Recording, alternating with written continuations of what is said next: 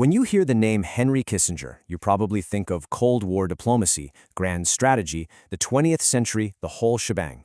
But get this, his final book, the one published right after he died, wasn't about any of that. It was about artificial intelligence. So yeah, that's a puzzle we're going to try and piece together.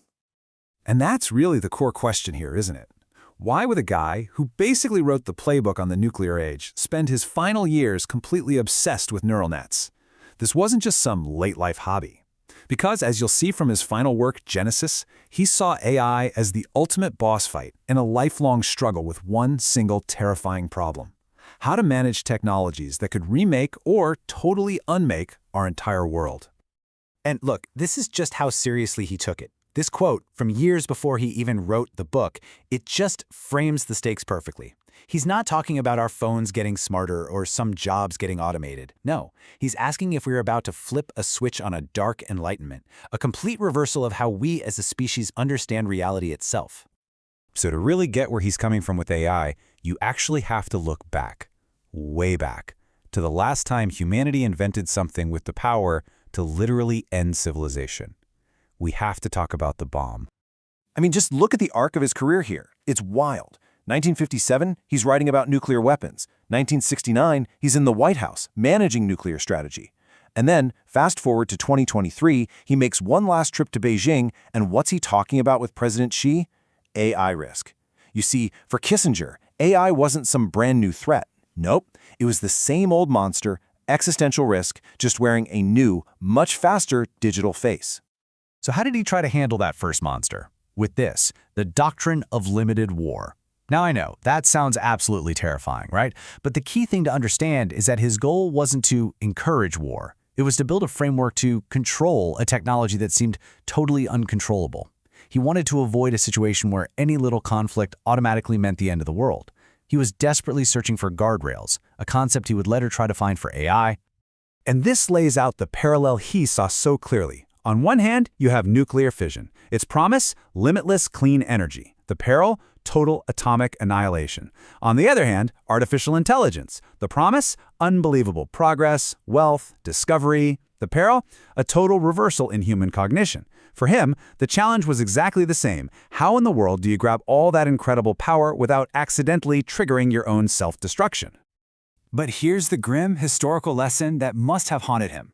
When given this kind of dual-use tech, what did humanity choose to build more of? Nuclear warheads or nuclear power plants? It's not even a contest. We're talking about roughly 12,500 warheads versus just 436 power reactors. His entire life taught him one thing: we have a really bad habit of focusing way more on the destructive side of our new toys. And he saw zero reason to think AI would be any different. And that really scary track record sets the stage for the central conflict in his book Genesis. It's all about the two faces of AI, its incredible world-changing promise and its world-ending peril. You know, the book actually starts with this stunningly optimistic vision. It talks about the evolution of Homo technicus, that's us, living in this perfect symbiosis with machines. It paints a picture of a future where AI eases our work, calms global conflicts, and creates a whole new level of human well-being. It's a genuine utopian dream. But then, bam! You get the whiplash. The same authors in the very same book state flat out that AI is, quote, a question of human survival. There's no wiggle room there, no maybe. It's a direct flashing red light warning that if we get this wrong, the consequences are, well, they're final. So what is this peril exactly? It's way deeper than just, killer robots. The book argues that the real danger is philosophical. For centuries, we've relied on the scientific method, on human reason, to understand the world. But what happens when an AI reaches conclusions that are more accurate than ours, but through a process we literally cannot comprehend? It challenges our very claim to having a special grasp on reality. What happens when our world is explained by a total black box? And to take this from some big, abstract idea and make it feel terrifyingly real, Genesis maps out a few of the ways our future could go very, very wrong. And what's driving all these scary futures is this core strategic problem the book calls the AI security dilemma. Just think of it like a new arms race, but on steroids. Every country, every big tech company is racing to build the one dominant super AI because they think it'll make them safe. But that very race makes the entire planet catastrophically less safe. And that dilemma could easily spin out into one of these futures. Number one, we just lose control of the race entirely. 2. A single winner gets supreme, unchecked power over everyone. 3. We get multiple super AIs, leading to brand new kinds of global conflict. Or maybe it's not even nations. Maybe it's corporations that get total control, or even religious groups. And number 6 is just plain scary. Open source AI gives small gangs or even individuals massive destructive power. Yeah, none of those are futures I think any of us want to live in. But here's the thing, and this is maybe the most important point in the whole book. None of this is inevitable. Our future with AI isn't something that's just going to happen to us. It is a decision that we have to actively, consciously make. And it really boils down to this one fundamental choice. On the one side, we can try to make AI more like us, keep it as a powerful tool that we use to achieve our own human-chosen goals. Or, on the other side, we can choose to become more like AI, to abandon what the book calls the biologically limited human mind for some kind of re-engineered partnership.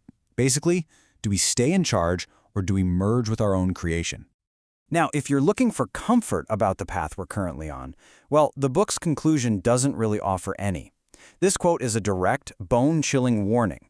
The pace of change is just too fast, the pressures are too high. Kissinger's final analysis was that if we just keep drifting like we are, we will be engulfed.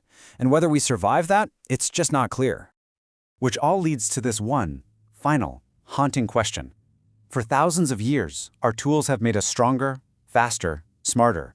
But this time, have we finally built the tool that won't just amplify us, but will actually replace us? That is the last, urgent warning from a man who spent an entire century thinking about how civilizations survive, or don't.